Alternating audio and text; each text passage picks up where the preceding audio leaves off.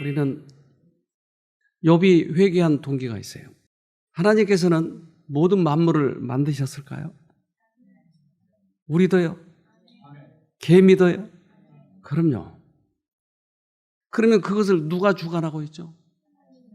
하나님이 주관하고 있어요.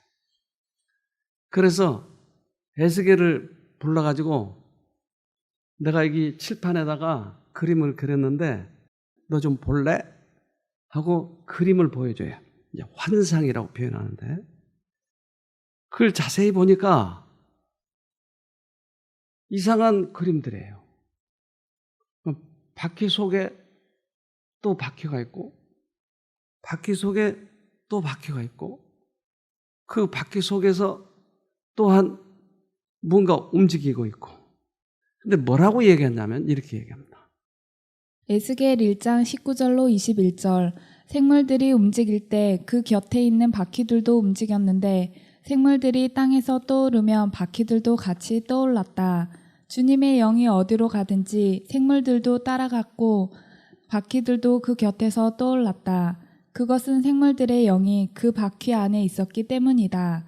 생물들이 움직이면 바퀴들도 움직였고 생물들이 멈추면 바퀴들도 멈췄으며 생물들이 땅에서 떠오르면 바퀴들도 그 곁에서 떠올랐다. 그것은 생물들의 영이 그 바퀴 안에 있었기 때문이었다. 무슨 말인지 알겠어요, 여러분? 무슨 생물이 있고 생물의 영이 있고 바퀴가 거기에 뭐 붙어 있고 생물이 움직이니까 바퀴도 같이 움직이고 생물이 뜨니까 같이 바퀴도 뜨고 무슨 말이에요? 모든 세상은 이 영이 주관하고 있는데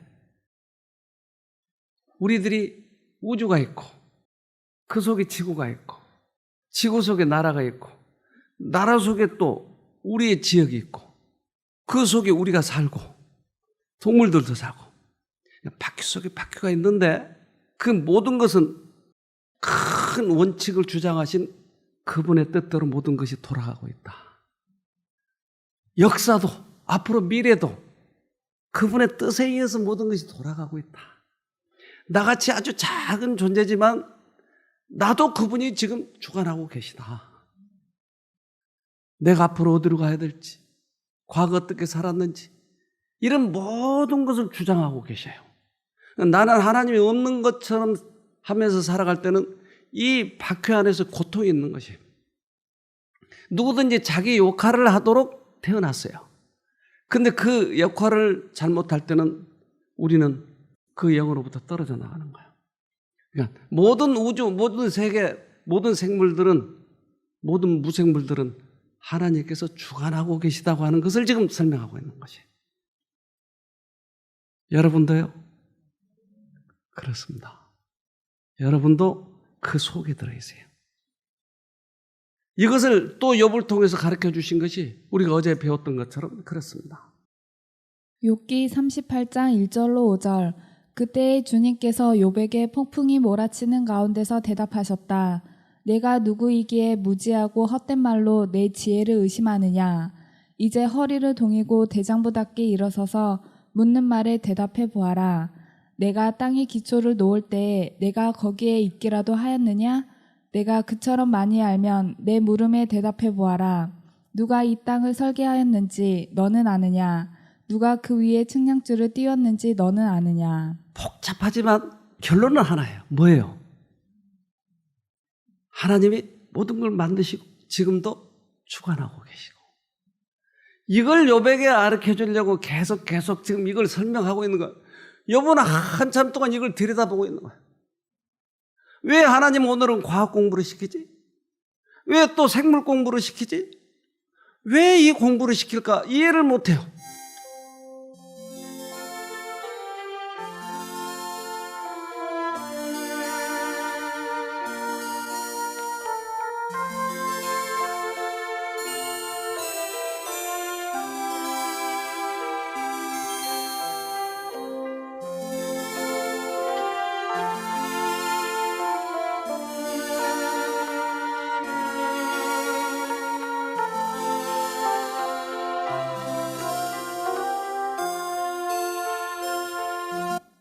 네, 우주를 지금 보여주고 있습니다. 우주, 그 광활한 우주. 일광년은 뭘 얘기하죠, 여러분 아세요? 빛이 1년간 거리인가요? 그러면 1억 광년은요? 그 말로 표현할 수 있어요, 그거? 빛이 1년간 거리를 1광년이라고 그러는데 1억 광년은 얼마나 멀어요? 상상을 할 수 없어요. 근데 그 모든 우주를 주님이 주관하고 계시다고 하는 거예요. 대단하잖아요. 염소 새끼가 며칠 만에 새끼 낳은 줄 아세요? 욥기 39장 1절로 2절 산 염소가 새끼치는 때를 내가 아느냐? 암사슴의 새끼 낳을 기한을 내가 알 수 있느냐? 그것이 몇 달 만에 만삭되는지 아느냐? 그 낳을 때를 아느냐? 네가 그 모든 생물의 원칙을 알고 있느냐? 그러니까 계속 하나님께서는 그것을 통해서 당신 자신을 보여주려고 애를 쓰는 거예요. 우주를 통해서, 생물을 통해서, 우리 자신을 통해서 보여주려고 하는 것이에요. 하나님은 시시비를 가리려고 하는 것이 아니고 당신 자신을 보여주려고 하는 것이에요. 그분의 거룩한 목적은 논쟁을 해결하는 것이 아니라 당신 자신을 나타내시는 것이다. 남편이 똑똑해요? 부인이 똑똑해요? 네? 거기서 어떻게 결혼 안 해보고 그걸 알지? 그러니까 결국 뭘 몰랐어요? 하나님을 몰랐어요. 시시비를 가린 게 아니고 하나님을 알자고 하는 것이죠. 욥이 하나님을 보았을 때 그의 황당함은 사라졌다. 오직 하나님께서만 그의 문제들의 해결 방법을 주실 수 있었다.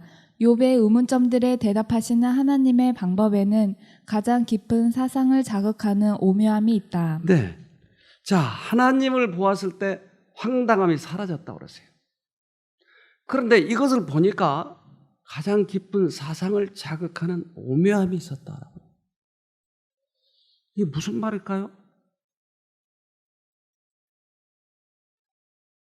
부부가 서로 네가 옳으냐 내가 옳으냐 이 논리 가지고 싸우는데 하나님을 보니까 우리들의 사상에 뭔가 큰 감동이 오고 충격이 오고 하더라 이 말이에요.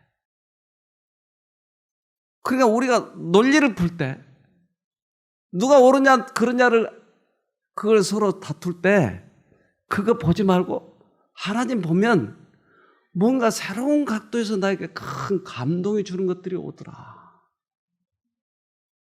치료의 방법이기도 합니다. 우울증을 해결할 수 있는 방법이에요. 암을 해결할 수 있는 방법이에요. 그래서 이것을 쳐다보면 조건 없이 쳐다보면 다른 능력이 나에게 들어와요. 하나님의 말씀을 들으면 이상하게 그 오묘함이 있어요. 그게 우리를 회복시키더라 하는 거죠. 하나님을 보아야 되겠죠, 그러면. 네. 욥이 이런 기가 막힌 하나님을 보고 나서 하는 말이에요. 욥기 42장 3절 무식한 말로 주의 뜻을 흐리게 하는 자가 누구겠습니까? 바로 나입니다. 내가 이해할 수 없는 말을 하였고 너무 신기하여 내가 알 수도 없는 말을 하였습니다. 자기가 한 말을 자기가 모른대요. 그렇죠. 내가 한 말을 알고 보니까 나도 이해할 수 없이 말을 했어요. 왜요? 네? 왜 자기가 이해를 못해요? 자기 말을.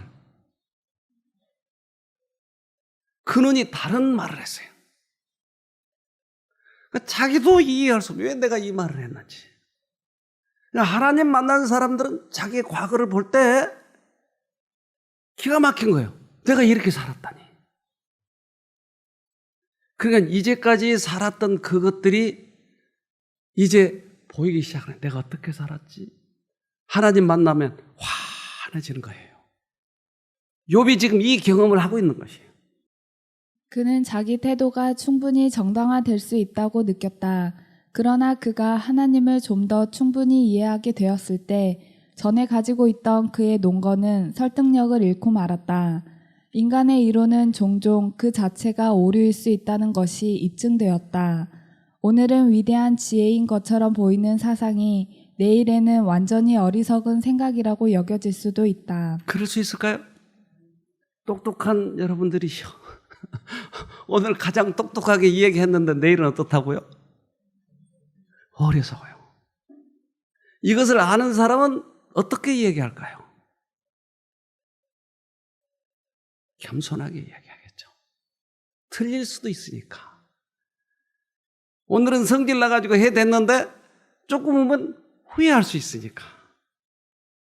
그래서 겸손해지겠죠. 지금 욥이 이 과정을 겪고 있는 거예요.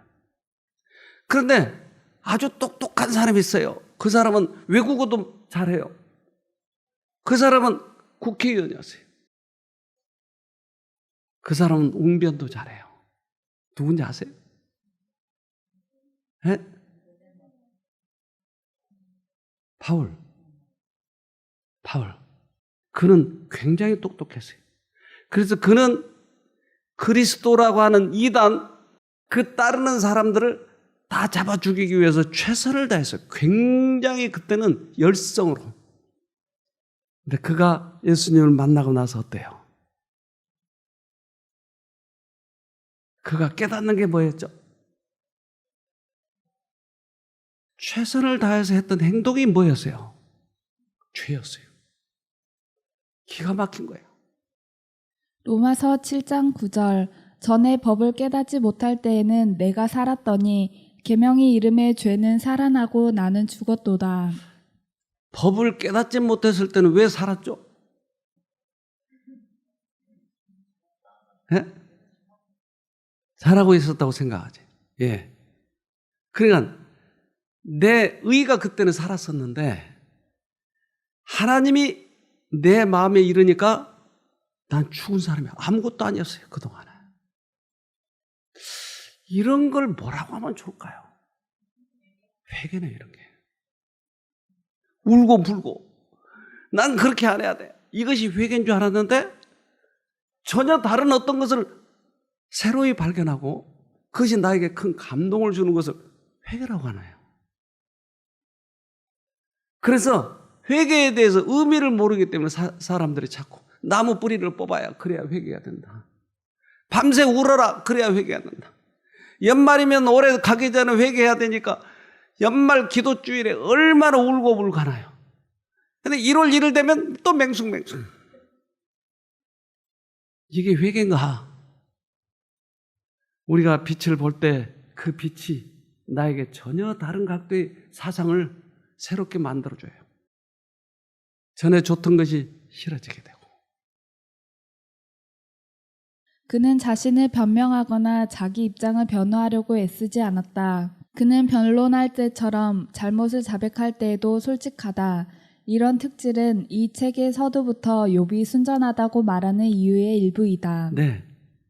이제 그것을 깨달았을 때는 바울처럼 나는 죽은 사람입니다. 전에 깨닫지 못했을 때는 자기가 잘났다고 생각했는데 이제 새로 깨달으니까 나는 죽은 사람이었어요. 알고 보니까. 이것을 정직하다라고 하는 것이에요. 이것을. 욥이 딱 깨닫자마자 돌이키잖아요. 나는 입을 이제 다문화이다. 나는 아무것도 아니었어요. 그래서 욥을 혼란스럽게 만들었던 게 뭐였냐 하는 거예요. 여러분 이런 말 아세요? 인과응보, 행위의 선악에 대한 결과를 후에 받게 된다는 말로 흔히 죗값을 치른다는 개념을 나타낼 때 쓰이는 한자성어이자 불교에서 유입된 불교 용어이다. 네. 인과응보, 이건 뭐라고요? 내가 죄를 지면 죄값을 받아요. 그러면 우리가 살다가 죄를 많이 지면 죽은 다음에 지옥. 또 불교의 용어가 있어요. 네? 윤회설. 그러니까 윤회설로 인해서 지금 거북이가 됐을지 모르니까 거북이를 어떻게 해야 돼요? 방생해야 돼요. 네. 행한 대로 그 업을 받는다고 하는 거예요. 이게 어디까지 들어와 있어요? 그래요. 가장 잘 믿고 있는 친구들에게까지 이게 들어와 있어요. 욥이 이제 헷갈리기 시작하는 거예요. 욥 친구들이 그렇게 잘 믿는 사람들이 욥에게 자꾸 네 죄 때문에 네가 벌 받는 거야. 근데 욥은 또 한쪽으로는 아니야, 하나님은 사랑인데 설마 그러려고 이제 헷갈리기 시작하는 거예요. 이것 때문에 욥이 많이 헷갈렸어요. 성장 배경이 된 전승에 따르면 의인은 고통을 당하지 않는 것이 당연하게 여겨졌다. 욥은 어릴 때부터 하나님은 현세의 모든 재앙에서 의인을 구원해 주실 것이라는 말을 들었다. 그러나 그는 고통을 당하게 되었을 때 혼란에 빠졌는데 그것은 자기가 하나님에 대하여 들은 내용과 모순되었기 때문이다. 그의 혼란은 친구들의 태도로 인하여 더욱 증가되었다. 네. 모든 사회가, 모든 규범이 그렇게 돼 있어요. 죄를 지면 보복을 받는다. 근데 하나님을 알 때는 하나님이 그러시 않으시리란 분이라고 하는 것을 알았다 이 말이에요. 이것들이 헷갈리는 거예요. 그런데다가 욥의 친구가 계속 똑같은 말을 하니까 이걸 욥을 가장 힘들게 만들었어요. 여러분도 힘드시죠? 고통을 당할 때 힘드셨죠? 네. 사단은 이것을 이용하기 때문에 힘든 거예요, 우리가. 여기 오셔서 상담할 때 꽤 많은 분들이 그 얘기를 했어요. 내 죄값 때문에 그래요. 내가 잘못 살으니까 하나님이 나를 치셨어요. 네. 아이고, 어리시고, 저는 속으로 그러죠. 착하네. 설마요. 그러지 않아요, 하나님은. 여러분, 이게 무슨 자세 아세요? 어떻게 금방 아세요? 아, 생명이 아니니까. 이 생명이 보는 눈이야, 이게. 이건 생명이 아닌 눈. 보세요. 위아래 똑같은 그림이에요. 똑같은 자연인데 왜 이렇게 밋밋해요? 생명의 눈에는 저렇게 보여요. 근데 생명이 만약에 색을 본다면 어떨까요? 다른 세상에. 우리 한번 그 장면을 볼까요?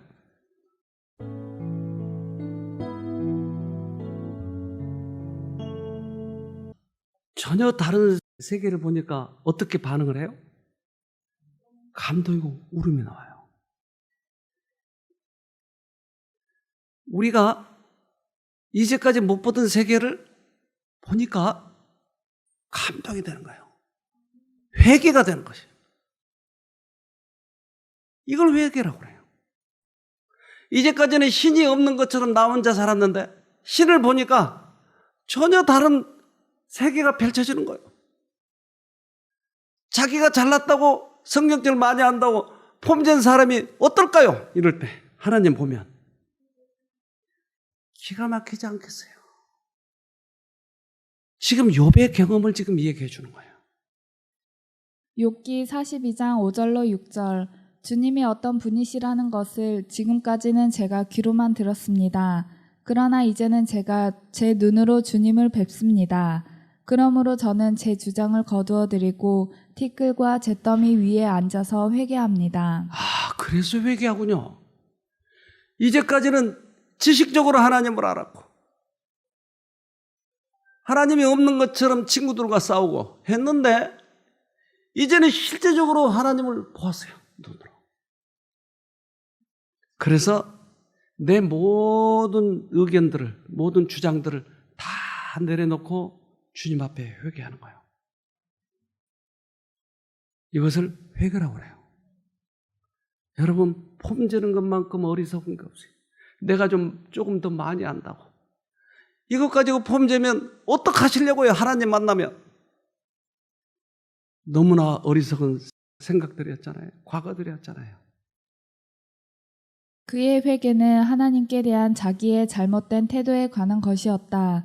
하나님의 나타나심은 인간의 전승에 기초한 그 어떤 변론도 이룰 수 없는 일을 달성했다. 네. 자기가 이제까지 자기가 잘못된 태도, 이제까지 하나님 없이 자기 스스로 뭔가 이뤄보려고 했던 그것들에 대한 반성이었어요. 그래서 회개합시다. 연말에 가면 이런 경우도 있어요. 여러분 지금 회개하는 거죠? 자기를 회초를 때리잖아요. 그런데 진정한 회개를 했던 우리 선배들을 보면 어떻게 하던가요? 예수님이 와서 야, 반대편에다 그물을 던져봐. 베드로는 웃기는 거예요. 자기가 더 고기잡이를 더 오랫동안 했는데 예수님은 그런 거 안 해보신 분이 반대편에 던져봐. 던져봤어요. 어떻게 됐어요? 찢어질 만큼. 그때 어떻게 하나요? 누가복음 5장 8절 시몬 베드로가 이를 보고 예수의 무릎 아래 엎드려 가로되 주여 나를 떠나소서 나는 죄인이로소이다 하니. 왜 갑자기 떠나라고 그래요? 고기 많이 잡아주니까 이제 필요 없다? 즉 신의 능력을 본 거예요. 신을 만나니까 뭐가 깨달아졌어요? 죄가 깨달아졌어요. 어쩔 수가 없으니까 나를 떠나소서. 진짜 떠나란 말 아니고 죄가 깨달아진 것이에요. 그래서 신을 만나야 돼요. 우리가 다른 사람을 회개시키고 싶을 때 어떻게 하죠? 죄를 지적해 줘야죠. 진정으로 남편을 사랑하는데 남편이 잘못돼 가고 있어. 그럼 어떻게 해요? 네. 하도 잘못을 많이 해가지고 대답도 못 하시네, 이제. 남편이 하나님 만날 수 있도록 도와줘야 되겠죠? 기도해야 되겠죠? 그런데 내가 그를 지적해서 돌이키려고 하는 것, 이것은 내가 하나님 자리에 서 있다는 얘기예요, 지금. 로마서 2장 4절 혹 내가 하나님의 인자하심이 너를 인도하여 회개케 하심을 알지 못하여 그의 인자하심과 용납하심과 길이 참으심의 풍성함을 멸시하느뇨. 네. 너도 회개시킬 때 그렇게 말 안 들었을 때 내가 너를 회개시켜줬지 않냐. 그런데 너는 네 남편을 회개시키려고 그래? 그거 잊어버렸어? 너 회개시킨 거 잊어버렸어? 너도 내가 회개시켜줬잖아. 그런데 너는 네 부인을 네가 회개시키려고 하니? 이런 어리석음이다 이 말이에요. 로마서 2장 5절 다만 내 고집과 회개치 아니한 마음을 따라 진노의 날 곧 하나님의 의로우신 판단이 나타나는 그날에 이 말 진노를 내게 쌓는도다. 네가 다른 사람을 판단하고 회개시키려고 하는 것은 네 고집이야.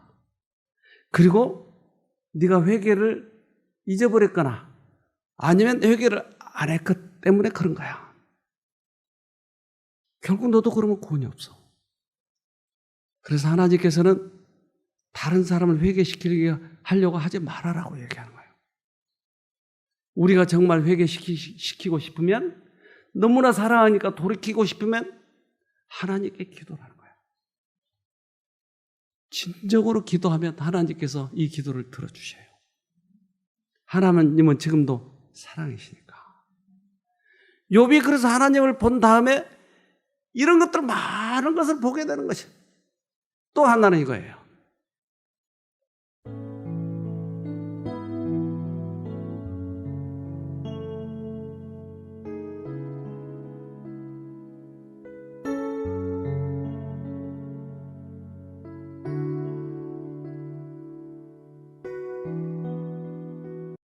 자기가 왜 화상을 입으면서 애들을 먼저 내보내요?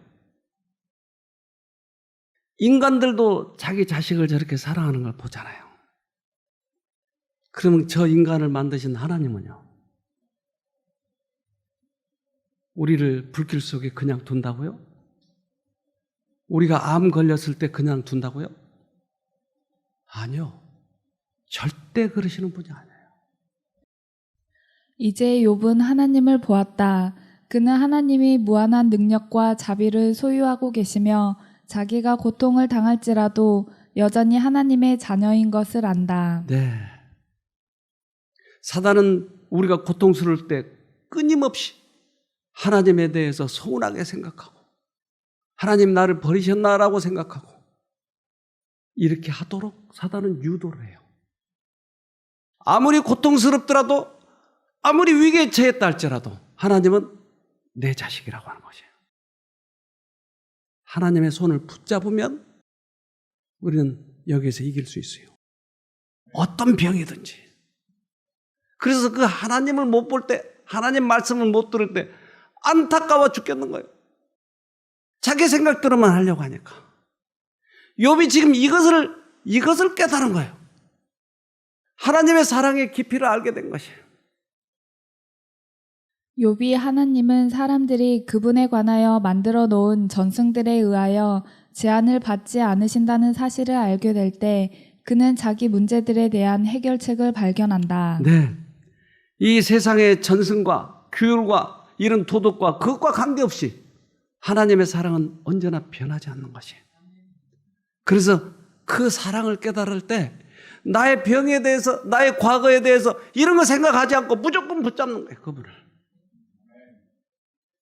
인생 길을 다시 돌이키는 것이에요. 그래서 예수님의 십자가는 우리를 그래서 회개시키는 것이에요. 사도행전 5장 31절 하나님께서는 이 예수님을 높이 올리셔서 하나님 오른편에 앉게 하셨습니다. 하나님께서는 예수님을 우리의 지도자와 구세주로 삼으셔서 이스라엘에게 회개를 통해 죄사함을 받게 하셨습니다. 이것을 회개라고 그러네요.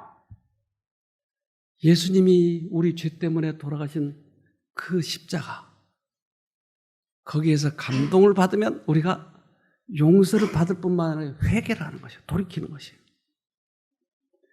귀를 전혀 듣지 못한 아이, 눈을 아예 날 때부터 어떤 병으로 인해서 못 보는 아이들이 있어요. 그런데 이 아이들에게 안경을 씌우면 보이기 시작하는 거예요. 그 아이들의 표정들을 좀 봅시다.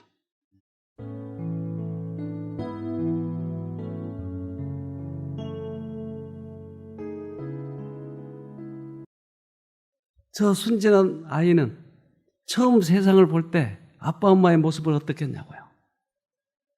이제까지 우리는 이 세상에서만 그 모든 사상과 모든 이론과 자기의 이런 것만 가지고 살았는데 이제는 그 너머에 하나님을 보니까 그것도 사랑의 하나님. 어떻겠어요? 저러한 감동이 우리들을 회개시키고 회복시켜요. 그래서 새롭게 시작하자고 하는 것이에요.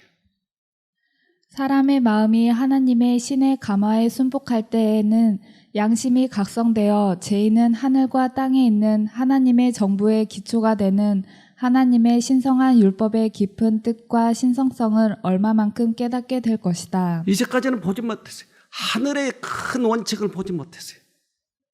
그런데 신을 발견할 때 그 하늘에 큰 원칙이 있다고 하는 것을 알게 되는 것이에요. 이 땅에서는 돈만 많이 벌면 돼요. 그래서 폼재면 돼요. 남을 괴롭게 해도 이기적이라도 우린 잘만 살면 되는 거예요. 그러나 하늘의 원칙이 또 있다고 하는 것이에요. 그걸 볼 때야 우리는 돌이키는 것이에요. 참된 회개란 죄에 대하여 슬퍼하는 것 그 이상을 의미한다. 그것은 악으로부터 결정적으로 돌아서는 것이다. 네.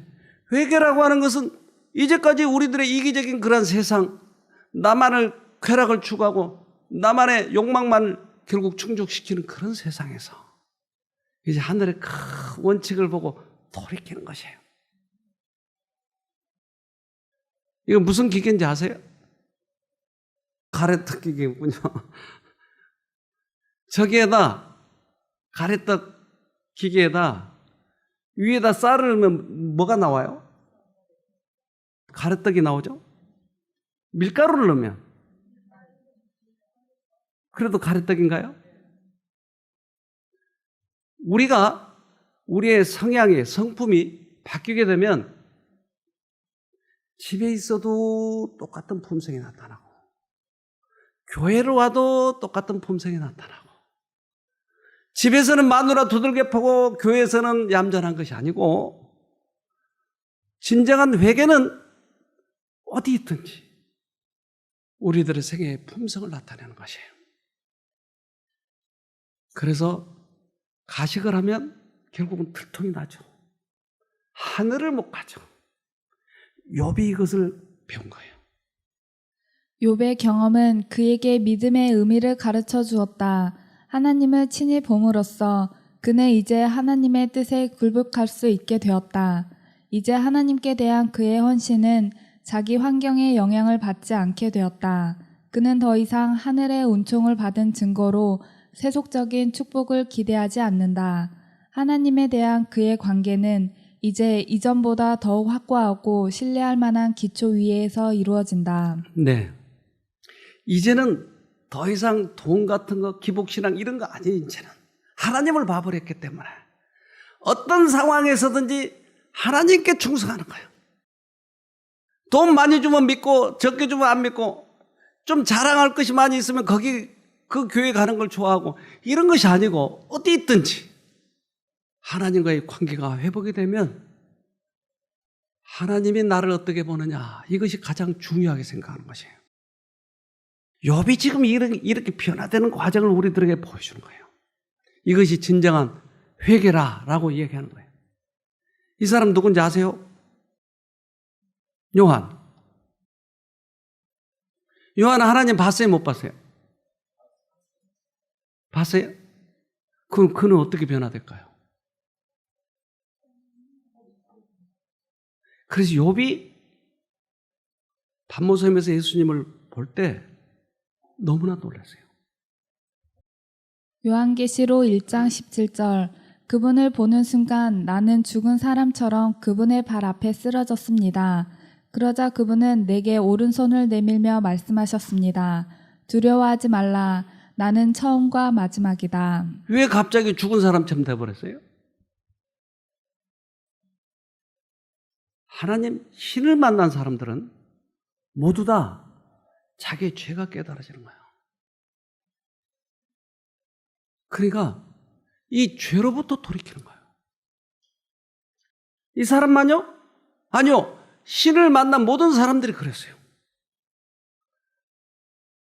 다니엘도 신을 만났을까요? 그도 예수님이 찾아왔어요. 그때 어떻게 얘기하나 봅시다. 다니엘서 10장 8절 그러므로 나만 홀로 있어서 이 큰 이상을 볼 때에 내 몸에 힘이 빠졌고 나의 아름다운 빛이 변하여 썩은 듯 하였고 나의 힘이 다 없어졌으나. 네. 그래서 우리가 예수님을 볼 때 그렇게 나를 자랑하려고 했던 모든 것이 다 없어져 버리고 빛을 잊어버리고 잃어버리고 폼재고 교만하고 했던 것이 다 없어진 거예요. 예수님을 만난 사람과 만나지 못한 사람들의 차이 이게. 너무나 많은 사람들이 못 만나기 때문에 그것이 정상인 것처럼 우리는 살아가고 있는 거예요. 신앙생활을. 그러나 우리만은 하늘을 가야 되지 않겠습니까? 그러기 위해서는 우리 선배들 중에 욥처럼 하나님을 만난 사람, 요한처럼 다니엘처럼 그 사람의 길을 우리도 가야 되지 않겠어요? 욥은 이제 그 모든 것을 깨닫고 이랬습니다. 욥기 42장 7절 주님께서는 욥에게 말씀을 마치신 다음에 대만 사람 엘레바스에게 이렇게 말씀하셨다. 내가 너와 내 두 친구에게 분노한 것은 너희가 나를 두고 말을 할 때에 내 종 욥처럼 옳게 말하지 못하였기 때문이다. 자, 왜 하나님께서는 욥의 말은 옳고 친구들의 말은 그러다 했을까요? 지금 하나님이 이들 사이에서 욥에게는 지금 하늘을 보여줬다 이 말이에요. 그래서 많은 것을 깨달았어요. 그런데 욥의 친구들에 대해서는 지금 예수님께서 다시 판단을 하고 있는 거예요. 너희들은 욥과 같지 않아. 뭐가요? 뭐가 달라요? 그 전에는요. 만나기 전 이 일을 가지고 지금 판단하시거든요. 자, 이런 사건이 있었어요. 휴가 중이던 군인이 가정집 침입해 칼부림. 얼마 전에 가정집에 이제 약혼녀하고 둘이 있는데 휴가제 군인이 문이 열렸으니까 들어와가지고 그 여자를 죽였어요. 발부둥 치는데. 그러니까 자다가 일어나 보니까 비명소리가 들려서 나가보니까 자기 약혼녀가 칼에 맞아가지고 피 흘리고 있는 거예요.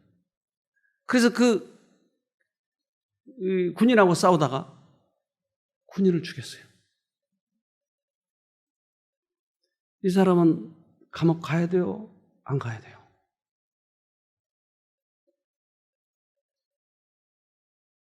그래서 수년 동안 이것 때문에 결정을 못 내린 거예요. 정당방위냐 아니냐. 그래서 결국은 정당방위로 풀려났어요. 이 사람. 상황이 극한 상황이에요. 그렇지 않으면 내가 죽는 거니까. 칼을 뺏어가지고 죽인 건데. 왜 죽였어요? 상대방이 나를 죽이려고 하기 때문에. 이걸 정당방위라고 그러죠. 이것을 법원에서는 정당방위라고 해서 결국 무죄로 내보냈어요. 욥이 잘못한 것과 친구들이 잘못한 것의 차이는 뭐예요? 욥은 정당방위네요.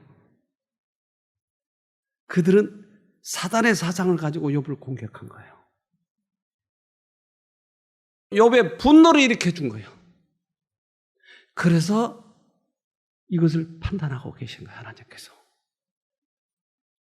그의 친구들은 욥처럼 고통을 당하지는 않았다. 그들의 잘못된 말은 거짓된 철학의 표현이었다. 그들은 전승 때문에 동정심이 빛을 잃도록 허용했다. 그들은 가혹함을 나타내면서도 정당하다고 생각했는데 그 이유는 그들이 가진 하나님에 대한 개념은 그러한 태도를 요구했기 때문이다. 네. 그들이 가지고 있는 사상, 이것들이 달라요. 욥하고. 그래서 이것을 가지고 욥을 계속 강요를 한 거예요. 큰 차원에서 보면 욥과 친구는 전혀 다른 거예요. 다른 사상을 가지고 서로 얘기하고 있었던 것이에요. 욥이 화를 내버렸던 것은 정당방위였다. 하나님 이렇게 보고 계시다 이 말이죠. 그래서 하나님께서는 결국 최고의 판결을 여기서 하고 계시는 거예요. 욥기 42장 7절 여호와께서 욥에게 이 말씀을 하신 후에 대만 사람 엘리바스에게 이르시되 내가 너와 내 두 친구에게 노하나니 이는 너희가 나를 가리켜 말한 것이 내 종 욥의 말같이 정당하지 못함이니라. 네, 그 정당하지 못해 너희들은 얘기한 거.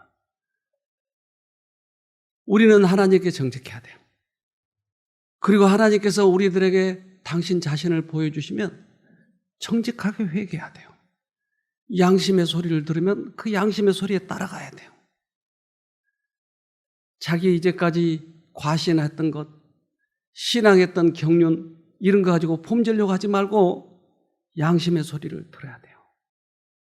욥은 과오를 범했으나 그의 친구들과 비교해 볼 때 그는 정당한 말을 한 셈이었다. 그의 가련한 절망의 외침은 그의 친구들의 냉정한 논리보다 하나님께 더 기쁨이 되었다. 네. 오히려 하나님께 기쁨이 되었대요. 저는 예수를 믿은 지 몇 년 되지 않아서 이제 여기에 들어오게 됐어요. 그래서 성경을 어느 날 읽는데 이런 어떤 마음의 찔림, 죄를 깨달음 이런 것들이 자꾸 나에게 눈에 들어오기 시작하는 거예요. 근데 갑자기 전혀 한 10여 년 동안 생각지도 않은 생각들이 떠오르는 거예요. 그것은 내가 군대에 있을 때 연애를 해야 되는데 돈이 없으니까. 그럼 어떻게 해야 돼요? 그때는 다 남자들이 돈을 냈는데 연애를 해야 돼요? 말아야 돼요? 예? 하긴 해야 되겠는데 돈이 없으니까. 그래서 잘 사는 우리 누나한테 가서 누나 나 돈 좀 줘. 뭐 하는데? 아니 연애하려니까 돈이 없어. 야 무슨 연애하는데 돈이 필요해. 하지 마. 혼내주는 거예요. 그래서 이제 빠꾸 맞고 나오는데 지나오는데 우리 조카가 돌반지가 거기 하나 떨어져 있는 거예요. 여러분 이거 어떻게 해야 돼요? 그래서 이거를 집어가지고 난 누나 갖다 주려고 했어요. 근데 내 발걸음은 자꾸 금은방으로 가는 거예요. 근데 가면서 나 나름대로 모든 이유를 다 성립을 해놨어요. 논리를. 우리 누나는 돈 많은데 나 안 줬어. 그리고 이걸 주워서 이렇게 파는 것은 나만 그럴 일이야. 다른 모든 사람들도 그렇게 하고 있어. 그러니까 나는 정당해. 논리를 다 세워서 끝내가지고 실컷 연애를 하고. 근데 이제 아니 이게 생각이 나는 거예요. 다 그런 거 그때 다 논리를 다 정립해 놨어. 그거 아무것도 아니야. 근데 한쪽에서는 자꾸 여기 어떻게 해야 돼요, 여러분? 나 혼자에게만 주어지는 생각이게. 아무도 몰라. 우리 집사람도 모르고 누가 아무도 모르고. 다시 한번 머리를 흔들어 버리려고 잠을 청하려는데 잠이 안 오는 거예요. 그래서 그럼 하나님 어떻게 할까요? 솔직하게 해야지. 그럼 어떡해요? 뭔가 표현해야 되지 않니? 표현하면 다 알잖아요. 그거 모르고 지나간 건데. 고민이 시작이 되더라고요. 근데 왜 하필이면 이걸 나에게 보여줬냐고 원망이 되더라니까요, 하나님이. 근데 이 생각만 안 나게 했으면 나는 아무렇지도 않고 도덕적으로 착하다고 잘 지나갈 텐데 왜 이걸 생각나게 해주세요? 그리고 자꾸 원망을 해요. 근데 그 성경을 보면서 내가 너무나 큰 감동을 받았는데 하나님의 빛이 속속속속 들어오는 거예요. 근데 딱 이 문제가 나에게 대두될 때는 이걸 거절하고 싶고 안 보고 싶은 거예요. 그래서 드디어 결단을 내렸어요. 알았어요. 편지를 썼어요. 누나, 사실은 나 군대 있을 때 조카 돌반지 그거 훔쳐가지고 팔아먹었어. 그 대신 그때 돌반지 값 2배를 여기 넣었으니까 누나 이해해 주세요. 용서해 주세요. 그리고는 이게 친척들에게 알려지면 너무 창피하잖아요. 그러니까 끝에다 부탁이 하나 있는데 누나만 아세요? 이거. 그대로 우리 누나가 얼마나 달라졌는지 봐요. 저에게 완전히 용군이 말하면 뭐든지 다 오케이. 저는 제가 신앙생활 하면서의 그런 결정적인 계기였어요. 하나님께 정직하자. 욥은 하나님을 만났어요. 그리고 달라졌어요. 그리고 그의 인생이 얼마나 큰 축복을 받은지 몰라요. 우리 다시 한번 하나님을 만나도록 하십시다. 네. 기도합시다. 하늘에 계신 아버지, 욥을 통해서 저에게 교훈을 주시니 감사합니다. 어리석게 살아버리고 말았습니다. 무엇이 진리인지 아닌지 그것도 깨닫지 못하면서 신앙을 잘한 것처럼 자랑스럽게 살아왔습니다. 그러나 욥을 통해서, 바울을 통해서, 우리들의 신앙의 선배들을 통해서 새롭게 깨닫게 해주셨사오니 하늘을 놓치지 않기 위해 우리도 결심하도록 도와주시옵소서. 꼭 우리 같이 하늘에 갈 수 있도록 도와주시옵기를 예수님 이름으로 기도합니다. 아멘.